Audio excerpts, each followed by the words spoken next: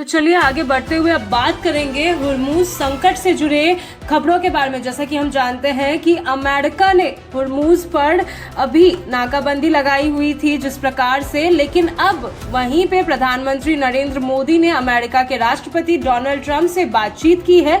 जी हाँ, 40 मिनट का ये बातचीत था। हम आपको पूरी जानकारी देते विस्तार पूर्वक कि इस पे क्या उन्होंने वार्ता की थी। मध्य पूर्व में बढ़ते तनाव और पाकिस्तान में वार्ता विफल होने के बाद वैश्विक कूटनीति एक बार फिर सक्रिय हो गई। भारत में प्रधानमंत्री नरेंद्र मोदी ने अमेरिका के राष्ट्रपति डोनाल्ड ट्रंप से फोन पर करीब 40 मिनट तक अहम बातचीत की है। इस बातचीत का मुख्य केंद्र स्ट्रेट ऑफ हॉर्मुज में बढ़ते तनाव और उसके वैश्विक प्रभाव पर रहा।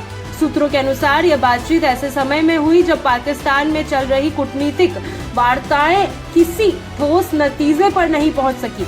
इसके चलते क्षेत्रीय अस्थिरता और बढ़ गई है, जिसका असर अंतर्राष्ट्रीय राजनीति पर भी पड़ रहा है। भारत और अमेरिका दोनों ही स्थिति पर करीबी से नजर रखे हुए हैं। फोन कॉल के दौरान दोनों नेताओं ने हुर्मुज की रणनीतिक स्थिति पर चर्चा की, जहां से दुनिया का एक बड़ा हिस्सा तेल आपूर्ति होता है। इस क्षेत्र में किसी भी तरह का तनाव वैश्विक अर्थव्यवस्था को प्रभावित कर सकता है, खासकर भारत जैसे देशों के लिए जहां ऊर्जा आयात के लिए दूसरे देशों पर निर्भर रहता है।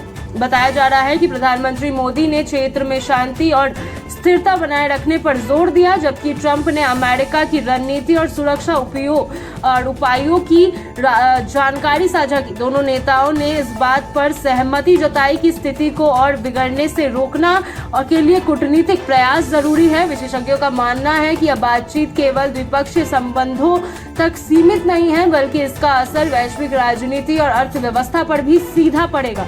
हुर्मुज स्ट्रेट में तनाव के चलते तेल की कीमतों में उतार चढ़ाव पहले ही देखने को मिल रहा था।